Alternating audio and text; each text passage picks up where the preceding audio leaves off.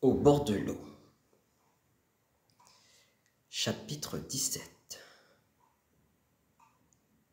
Partie 106. Page 423. Yangzi était enchanté.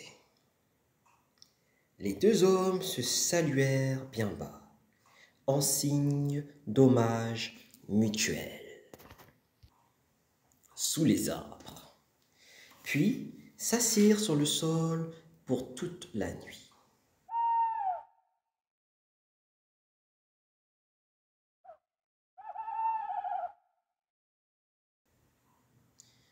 Yangzi raconta par le menu l'histoire de la vente du sabre, de la mort de Niu le cadet, ainsi que l'épisode de la perte des cadeaux d'anniversaire.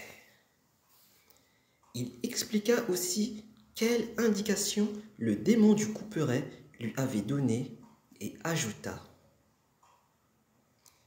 puisque l'autre coquin a fermé les barrières défensives, et puisque nous sommes ici, comment faire pour l'obliger à descendre? Mieux vaut pour le moment aller chez Cao Zheng pour tenir conseil. Les deux hommes se mirent aussitôt en route, quittèrent la forêt et s'enfurent à l'auberge du démon du couperet.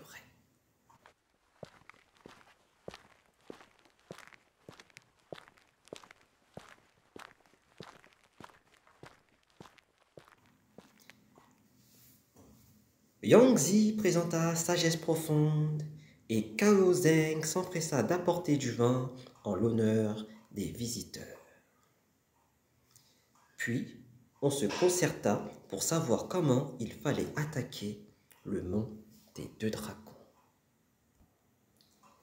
Si véritablement les barrières sont bloquées, dit le démon du couperet, il est impossible, non pas à 2 hommes, mais à 10 000 soldats de réussir à monter au repère. Dans ces conditions, c'est par la ruse qu'il faut le prendre, et non par la force. Peste des couillons, dit le bon statué. La première fois que nous sommes allés, nous avons eu droit qu'à une entrevue de l'autre côté des barrières. Comme le drôle ne voulait pas nous garder, nous avons commencé à nous battre et nous l'avons fait rouler par terre d'un coup de pied dans le bas-ventre. Alors, juste quand nous allions l'ossir, il a été sauvé par ses comparses qui étaient en nombre et l'ont remporté dans la montagne. Il a fait fermer ses foutues barrières et nous a laissé nous époumonter à l'injurer. Mais rien n'a pu l'amener à descendre pour un combat singulier. Puisque l'endroit a une valeur stratégique, proposa Yangzi, pourquoi ne pas aller tous les deux l'attaquer avec la prudence requise? Il n'y a pas moyen de grimper là-haut, dit le bon statué. Mais le plus enrageant est de ne pouvoir s'emparer de cet Olibréus. Votre serviteur, dit le démon du couperet, aurait bien un stratagème à proposer. Mais la question est de savoir s'il aura votre agrément. Quelle est donc ta brillante tactique? Demanda Yangzi. Nous sommes tout oui. Commissaire, poursuivit Cao Zheng, il faut pour commencer renoncer à votre accoutrement pour vous habiller comme les paysans des environs.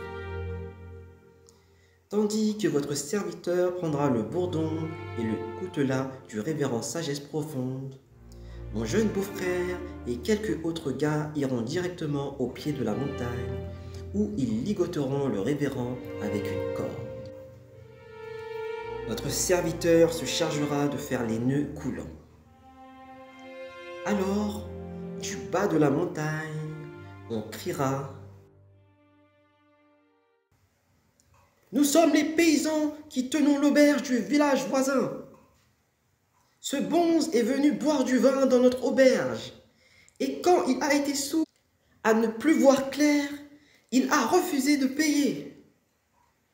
Il a dit qu'il allait chercher des gens pour attaquer votre repère. Aussi, comme nous avons entendu ça, nous avons profité de son ivresse pour le ligoter et l'amener ici. Nous vous l'offrons, grand roi. Immanquablement, ce gueux nous laissera monter et, une fois dans le repère, en présence de Deng Long, nous vous débarrasserons de vos liens en faisant jouer les nœuds coulants.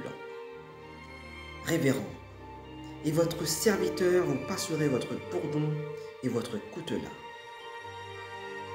Face à deux braves déchaînés de votre trempe, aucun de ces coquins ne saurait s'échapper.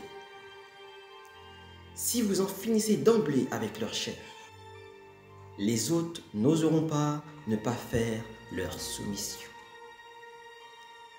Que vous semble de ce stratagème? Magnifique! Magnifique! S'exclamèrent-ils en chœur. Ce soir-là, tous firent bombance. On prépara quelques provisions de riz bouilli sec, et le lendemain, on se leva à la 5e veille et commença par un solide déjeuner. Les bagages et les affaires de sagesse profonde furent déposés dans la maison de Gao Zeng, puis les 3 hommes, le fauve à face bleue, le bonze tatoué et le démon du couperet, accompagnés du beau-frère de Gao Zeng et de 5 ou 7 jeunes villageois, se mirent en route vers le mont des 2 dragons.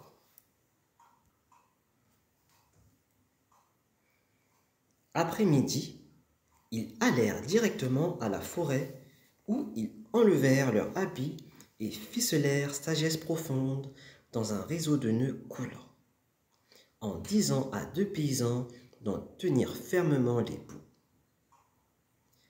Yangzi, coiffé d'un chapeau de picot contre la chaleur, vêtu d'une gogne de toile en haillons, tenait un sabre à la main.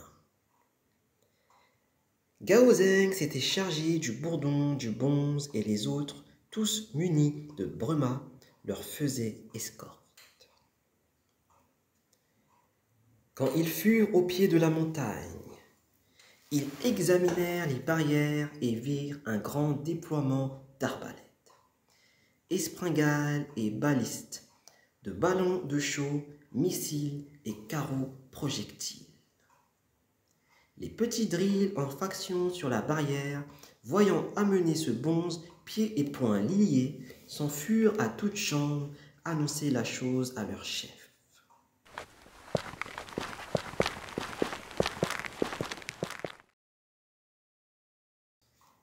Après une longue attente, voici qu'apparut en haut de la barrière 2 capitaines subalternes qui demandaient: